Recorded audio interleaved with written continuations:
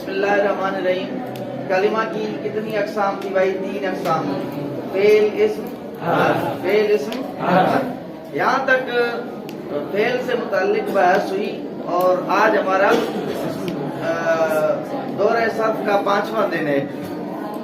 تو اب اسم جو ہے وہ اس کی تعریف آپ لوگوں کو ماقبل میں بتائی تھی. اسم کی تعریف کیا ہے کہ اسم وہ کلمہ ہے کہ جو مستقل معنی پر دلالت کرے اور اس کا معنی 3 زبانوں میں سے کسی زبان کے ساتھ ملا ہوا نہ ہو. ٹھیک ہے. پھر اسم کی 3 قسمیں: مصدر، مشتق، جامد. مصدر، مشتق، جامد. مصدر، مشتق، جامد. توجہ ہے. تو اسم مصدر کی کیا تعریف ہے؟ جس سے فعل بنے یا جس سے دوسرا کلمہ بنے. مشتق کیا ہے؟ جو کسی سے بنا کہ جو خود بھی کسی سے بنا ہو اور اس سے بھی دوسرے کلمے بنے. جامد کیا ہے؟ کہ جو نہ خود کسی سے بنا ہو اور نہ اس سے کوئی دوسرا کلمہ بنے. مصدر کی کیا مثال ہے؟ جیسے ضرب. اور مشتق کی کیا مثال ہے؟ جیسے ضارب. جامد کی کیا مثال ہے؟ جیسے رجل. ٹھیک ہو گیا. تو مصدر کی کیا تعریف ہے؟ مصدر وہ اسم ہے کہ جس سے فعل بنے. مصدر وہ اسم جس سے فعل بنے. مشتق وہ اسم کہ جو خود بھی کسی سے بنا ہو اور اس سے بھی دوسرا کلمہ بنے. جامد جو نہ خود کسی سے بنا ہو اور نہ اس سے کوئی کلمہ بنے. ٹھیک ہو گیا. مصدر کی مثال جیسے ضرب، مشتق کی مثال جیسے ضارب اور جامد کی مثال جیسے رجل، مرد. ٹھیک ہو گیا. پھر اس میں مشتق جو ہے اس کی 6 اقسام ہیں.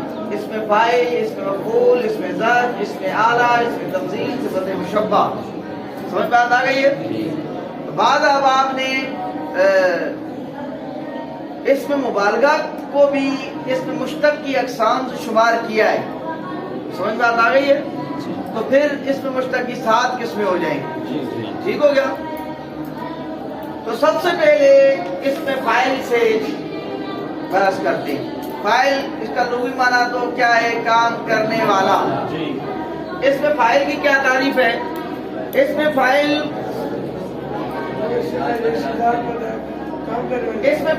وہ اسم ہے کہ جو اس ذات پر دلالت کرے جس سے فعل صادر ہو یا جس کے ساتھ فعل قائم ہو. اس میں فاعل وہ اسم ہے کہ جو اس ذات پر دلالت کرتا ہے کہ جس سے فعل صادر ہوتا ہے یا جس کے ساتھ فعل قائم ہوتا ہے. سمجھ بات آ گئی ہے؟ اس میں فاعل کی تعریف کیا ہے؟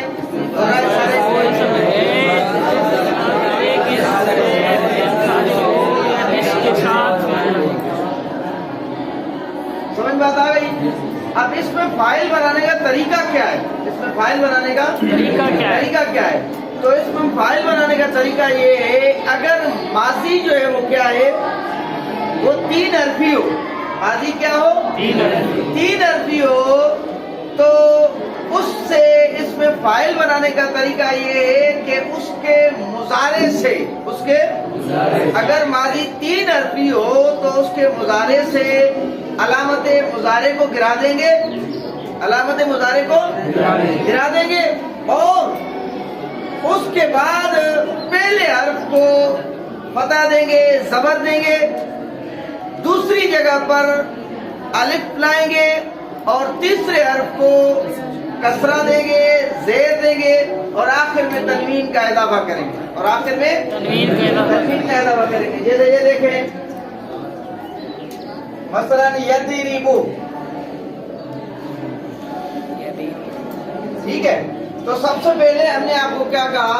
سب سے پہلے ہم نے یہ کہا کہ علامت مضارع جو ہے وہ اس کو کیا کریں گے؟ علامت مضارع کو گرائیں گے. اس کے بعد جو پہلا حرف ہے اس کو کیا کریں گے؟ بتا دیں گے. اس کے بعد جو پہلا حرف ہوگا اس کو کیا کریں گے؟ بتا دیں گے. ٹھیک ہے. اس کے بعد کیا کریں گے؟ دوسری جگہ پر الف لائیں گے. دوسری جگہ پر کیا کریں گے؟ الف لائیں گے. ٹھیک ہے. پھر تیسرے حرف کو کیا کریں گے؟ کسرہ دیں اب گے. یہاں پر تجھے آلریڈی ہے ہی تیسرا حرف مکسور، لیکن اور بھی جگہ ہیں جہاں پر تیسرا حرف مکسور نہیں ہوتا، جیسے ینصرو، یفتحو، ٹھیک ہے؟ تو ان میں مکسور نہیں ہے تو ہم تیسرے حرف کو کیا کریں گے؟ کسرہ دیں گے. سمجھ بات آ گئی ہے؟ جی. پھر آخر میں ہم کیا کریں گے؟ آخری حرف کو کیا کریں گے؟ تنوین دیں گے. آخری حرف کو کیا کریں گے؟ تو یہ کیا ہو جائے گا؟ داربن. کیا ہو جائے گا؟ داربن. یہاں پر ایک یہ بھی بات سمجھیے کہ ثلاثی مجرد سے اس میں فاعل جو ہے وہ فاعلون کے وزن پر آتا ہے. ثلاثی مجرد سے اس میں فاعل جو ہے فاعلون کے وزن پر آتا ہے. سمجھ بات آ گئی ہے؟ تو اس میں فاعل کی تعریف کیا ہوگی؟ اس میں فاعل وہ اسم ہے کہ جو اس ذات پر دلالت کرتا ہے کہ جس سے فعل صادر ہو یا جس کے ساتھ فعل قائم ہو. تو جس ماضی اگر 3 حرفی ہو تو اس کے مضارع سے علامت مضارع کو گرائیں گے، اس کے بعد جو حرف آئے گا پہلا حرف اس کو زبر دیں گے، دوسری جگہ پر الف لائیں گے، تیسرے حرف کو مکسور کریں گے، اس کو زیر دیں گے اور آخر میں تنوین کا اضافہ کریں گے. اور آخر میں تنوین کا اضافہ کریں گے. سمجھ میں آتا گئی ہے؟ یہ تو تھا اس میں فاعل کس سے بنانے کا طریقہ؟ جس کی ماضی 3 حرفی ہو، جس کی ماضی 3 حرفی ہو. سمجھ میں آتا گئی؟ اور آپ نے پڑھا ہے کہ ماضی 3 حرفی بھی ہوتی ہے، 4 حرفی بھی ہوتی ہے، 5 حرفی بھی ہوتی ہے اور 6 حرفی بھی ہوتی ہے.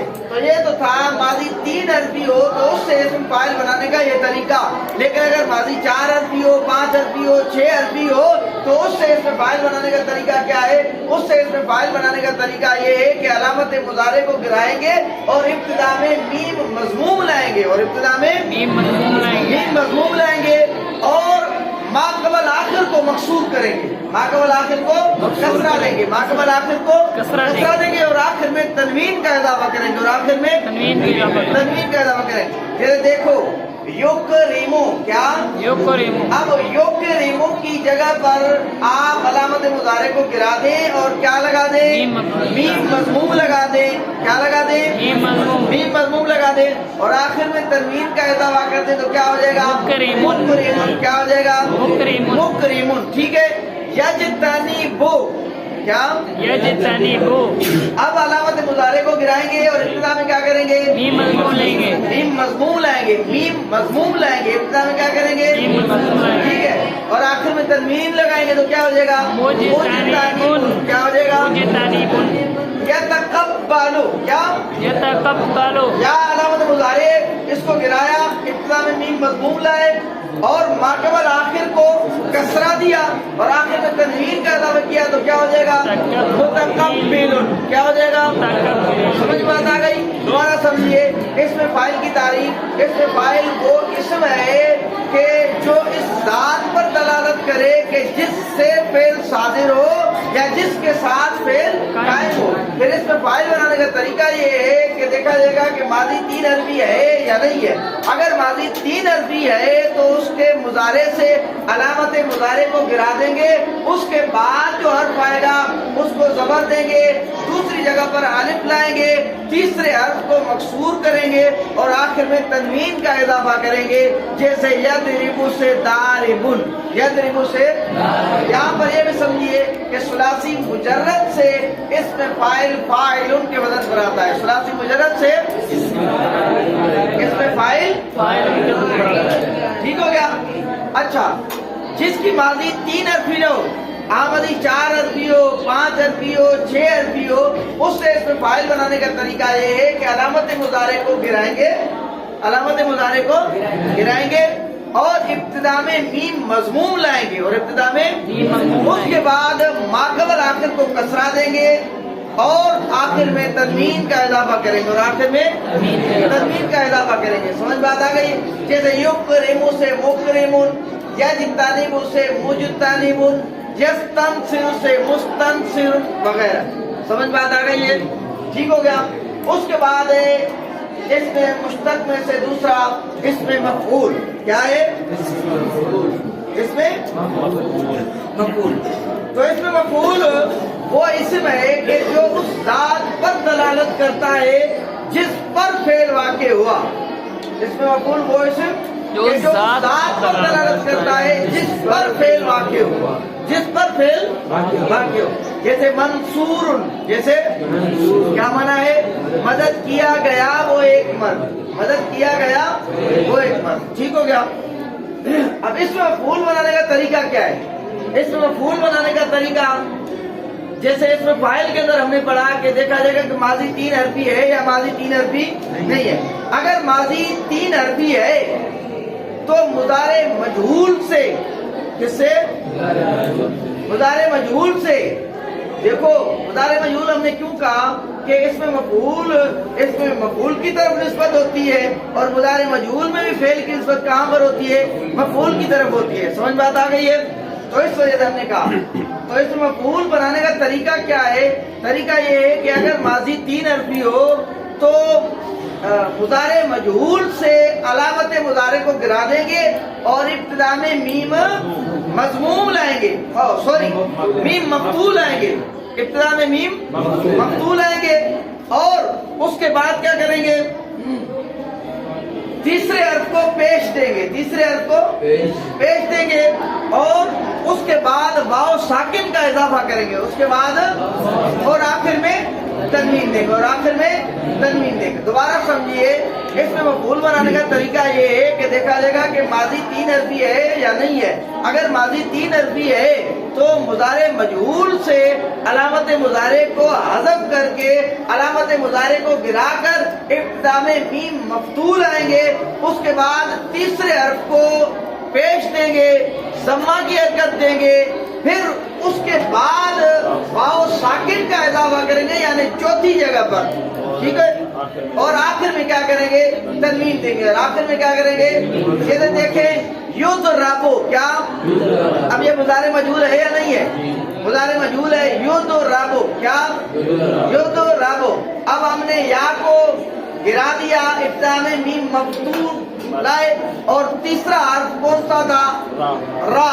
اس کو ہم نے ضمہ کی حرکت دی اور آخر میں ہم نے تنوین دی تو کیا ہو جائے گا؟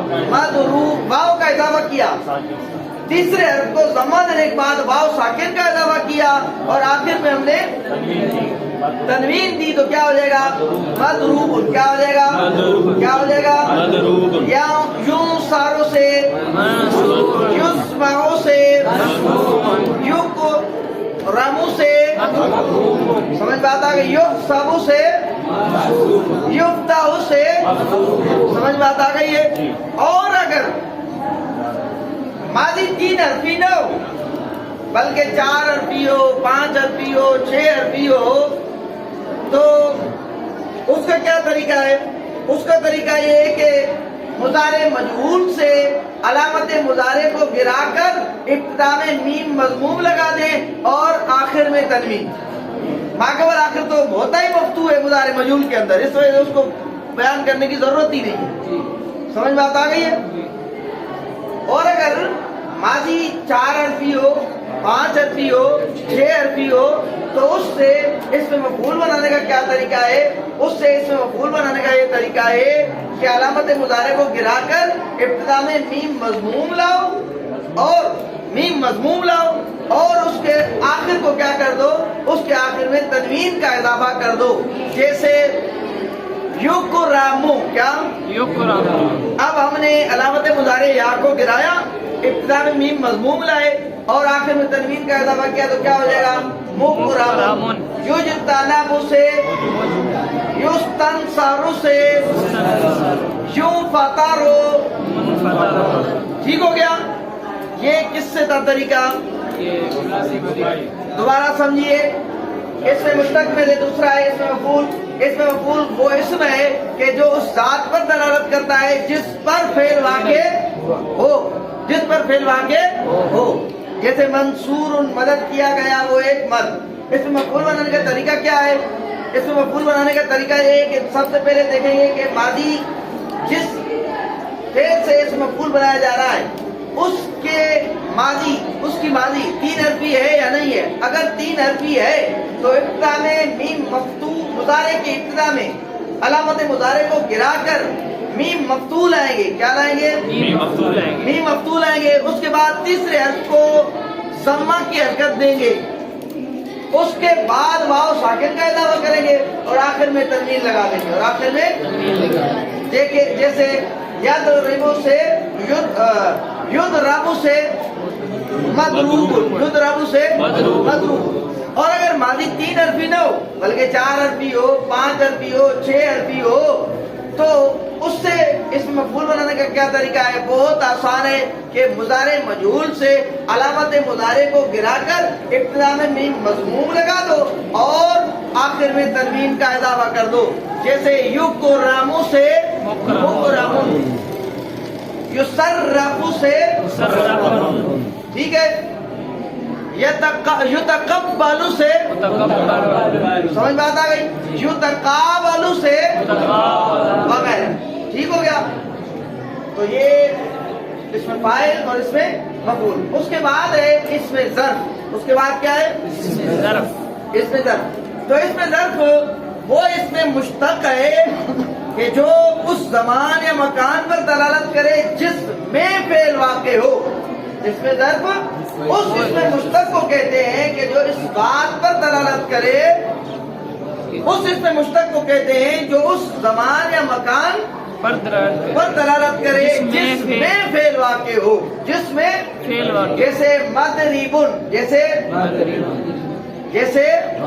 मदरिबुन, इसका माना क्या होता है? मारने की जगह या मारने का वक्त, मारने की जगह या मारने का वक्त, ठीक है। तो इसमें ज़र्फ जो है वो इसकी तकसीम भी करते हैं बाज़ ज़र्फ़ी हज़रात, कहते हैं इसमें ज़र्फ की 2 किस्में, कौन सी? इसमें ज़र्फ़ ज़मान और इसमें ज़र्फ़ मकाम। समझ बात आ गई है?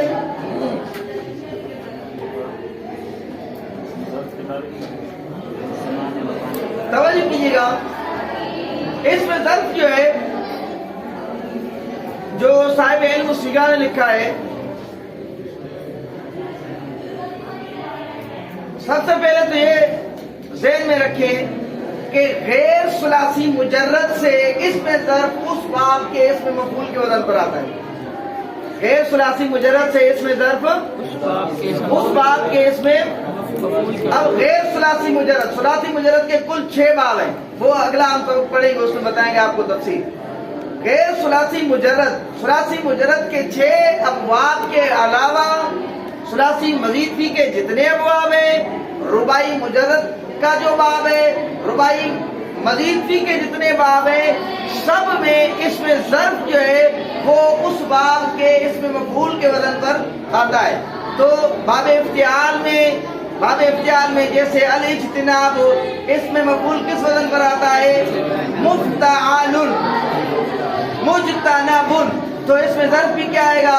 मुज्तनबुन। और बाबे इस्तिफाल से जैसे अल इस्तिनसार, इसमें मफूल क्या होगा इसका? मुस्तनसरुन। तो इसमें ज़र्फ भी क्या होगा?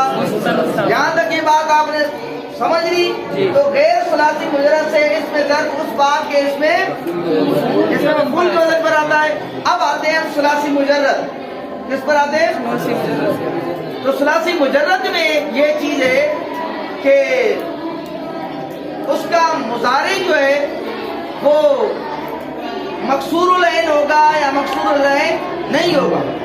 अगर मुजारे मकसूरुल ऐन हो तो इसमें ज़र्फ मफ़इलुन के वज़न पर आता है, और अगर मुजारे मकसूरुल ऐन न हो तो इसमें ज़र्फ मफ़अलुन के वज़न पर आता है। जैसे यदरिबु, मुजारे मकसूरुल ऐन है या नहीं है? तो इसमें ज़र्फ किस वज़न पर आएगा? मफ़इलुन के वज़न पर आएगा, ठीक हो गया। और यंसुरु, मुजारे मकसूरुल ऐन नहीं है, मुजारे मकसूरुल ऐन, तो इसमें ज़र्फ किस वज़न पर आएगा? मफ़अलुन के वज़न पर आएगा। यफ्ताहु, क्या?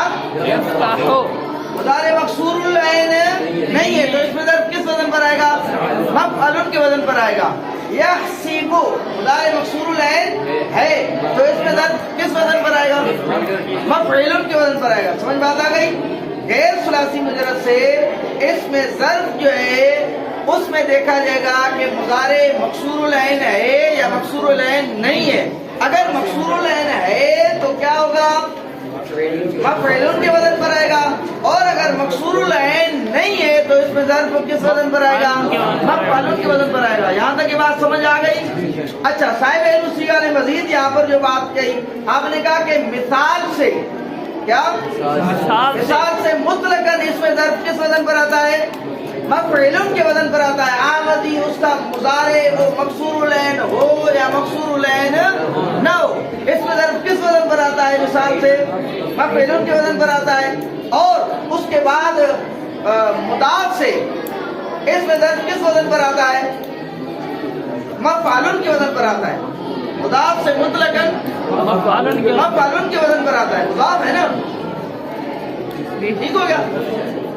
مطلقاً کس وزن پر آتا ہے؟ مفعول کے وزن پر آتا ہے. دوبارہ سمجھیے، اس میں ظرف کی تعریف کیا ہے؟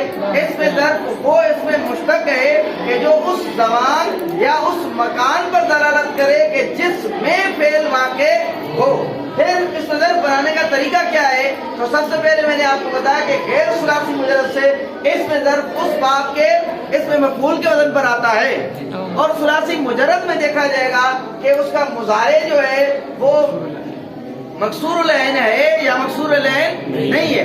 اگر مکسور العین ہے تو اس میں ظرف کس وزن پر آئے گا؟ مفعول کے وزن پر آئے گا. جیسے یضرب سے مضرب اور یسمع یحسب سے محسوب، ٹھیک ہے. اور اگر مضارع مکسور العین نہیں ہے، آمدی مضموم العین ہے یا مفتوح العین ہے، تو اس میں ظرف مفعول کے وزن پر آئے گا. اس میں ظرف مفعول کے وزن پر آئے گا. جیسے ینصر سے منصر اور یفتح سے مفتح، ٹھیک ہو گیا. اس کے بعد جو صاحب علم الصیغہ نے لکھا، آپ نے کہا کہ مثال سے اس میں ظرف جو ہے وہ مطلقاً کس وزن پر آتا ہے؟ مفعول کے وزن پر آتا ہے. مطلقاً کا کیا مطلب ہے؟ مطلقاً کا مطلب یہ ہے کہ اس کا مضارع مضموم العین ہو، مکسور العین ہو، مفتوح العین ہو، جو بھی ہو، اس میں ظرف مثال سے مفعول کے وزن پر آئے گا. سمجھ بات آ گئی ہے؟ اس کے بعد مضاف سے بھی اس میں ظرف جو ہے وہ کیا ہے؟ مطلقاً مفعول کے وزن پر آتا ہے. مطلقاً یعنی وہ مضارع اس کا مفتوح العین ہو، مکسور العین ہو، مضموم العین ہو، اس میں ظرف کس وزن پر آئے گا؟ مضاف سے مفعول کے وزن پر آئے گا. سمجھ بات آ گئی؟ اسماء مشتقہ میں سے اس میں فاعل، اس میں مفعول اور اس میں ظرف کا بیان ہوا. سمجھ بات آ گئی ہے؟ اس کے بعد ہے اسم اعلیٰ. اس کے بعد کیا ہے؟ اسم اعلیٰ. اسم اعلیٰ وہ اسم ہے کہ جو اس شے پر دلالت کرتا ہے کہ جس کے واسطہ سے فعل واقع ہو. اسم اعلیٰ وہ اسم ہے کہ جو اس شے پر دلالت کرتا ہے کہ جس کے واسطہ سے فعل واقع ہو. پھر اسم اعلیٰ کی 3 اقسام بیان کی ہے. اسم اعلیٰ کی 3 اقسام بیان کی ہے. اسم اعلیٰ صغریٰ، اسم اعلیٰ وسطیٰ اور اسم اعلیٰ کبریٰ. اسم اعلیٰ صغریٰ، اسم اعلیٰ وسطیٰ، اسم اعلیٰ کبریٰ. اسم اعلیٰ صغریٰ کے جو اس کی کیا تعریف ہے؟ جو فعل کے صادر ہونے کے چھوٹے آلے پر دلالت کرے. اسم اعلیٰ وسطیٰ جو فعل کے صادر ہونے کے درمیانے آلے پر دلالت کرے. اسم اعلیٰ کبریٰ جو فعل کے صادر ہونے کے بڑے آلہ پر دلالت کرے. سمجھ بات آ گئی؟ اسم اعلیٰ صغریٰ وہ کس وزن پر آتا ہے؟ مفعول کے وزن پر آتا ہے. کس وزن پر؟ مفعول کے وزن. اور اسم اعلیٰ وسطیٰ کس وزن پر آتا ہے؟ مفعولۃ کے وزن پر آتا ہے. اور اسم اعلیٰ کبریٰ کس وزن پر آتا ہے؟ مفعول کے وزن پر آتا ہے. سمجھ بات آ گئی؟ لیکن یہاں پر یہ بھی چیز ذہن میں رکھیے، بعض صرفیوں نے اگرچہ اسم اعلیٰ کی 3 اقسام بیان کی ہیں، اسم اعلیٰ صغریٰ، اسم اعلیٰ وسطیٰ، اسم اعلیٰ کبریٰ، لیکن جو غالباً صاحب علم الصیغہ نے جو بات لکھی ہے، آپ نے کہا کہ اسم اعلیٰ جو اس کے اندر صغریٰ، وسطیٰ، کبریٰ اس کا کوئی چکر نہیں ہے. کیوں؟ آپ دیکھیں، میں مثال دے رہا ہوں آپ کو کہ چابی چھوٹی ہوتی ہے، درمیانی ہوتی ہے، بڑی ہوتی ہے. تو چابی یہ تالا کھولنے کا آلہ ہے نا، چابی. تو کیا اس کو ہم جو ہے نا کیا کہتے ہیں؟ چابی کو چابی کہتے ہیں نا. یہ تو نہیں کہتے بھائی چھوٹی چابی، بڑی چابی، منجلی چابی، درمیانی چابی، ٹھیک ہے نا. اسی طرح پین ہے، फेल लिखने का आला है तो जितनी भी पेन है चाहे वो छोटी हो, दरमियानी हो, बड़ी हो, हम उसको पेन कहते हैं। समझ बात आ गई है। तो जो तहकीक है वो ये है कि उसमें आला में ये जो तकसीम है ये ठीक नहीं है, अलबत्ता बाद सल्फियों ने ये तकसीम की है, इस वजह से हमने आपको बयान कर दी। ठीक हो गया। इसमें आला वो इसम है कि जो किसी जो शे पर दलालत करे कि जिसके वास्ता से फेल वाक़े हो। इसमें आला वो इसम है कि जो शे पर दलालत करे कि जिसके वास्ता से फेल वाक़े हो। समझ बात आ गई है। ठीक हो गया, काफी है। ठीक, वैसे तो रहती है इसमें तफसील मुशब्बा, हाँ इसमें मुबालगा भी है, उसको भी हम कल इंशाल्लाह बयान करेंगे। और मजीद सब की गर्दानें आप लोगों ने कल याद कर ली।